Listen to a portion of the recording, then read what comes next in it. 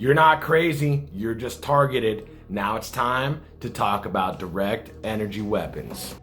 Now there are multiple versions of direct energy weapons. I'm going to talk about 4 different types, but basically they're supposed to be non-lethal weapons that affect the nervous system. The military designed it for crowd disbursement, and you'll see it does get a lot scarier than that. These weapons are designed to be non-lethal. They produce electromagnetic waves and they travel at the speed of light. Some of these weapons can be up to 2 kilometers away and still be effective, even penetrating through different surfaces.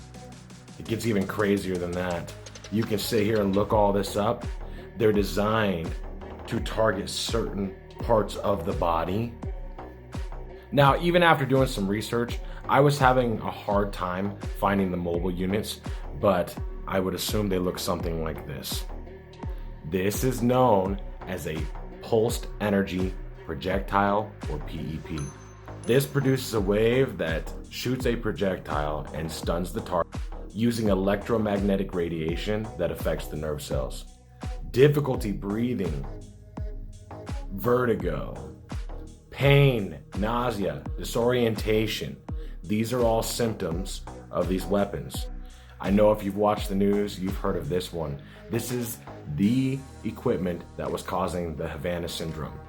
It's called the LRAD. It uses direct sound waves to cause pain and discomfort. I'm not trying to push any propaganda, but if you remember listening to some of the stories from the survivors from the Maui fire, they said as everything was burning, they kept feeling a burning sensation in their skin and they were jumping into the water. But this article says there was no evidence of direct energy weapons. Now, a lot of this information is going to be hard to find, but I'm telling you, if they've developed the equipment to do it on the ground, I guarantee they're doing it in the air. The Department of Defense's DoD active denial system uses millimeter waves that interact with the water and fat molecules in a person's skin to create a heating sensation.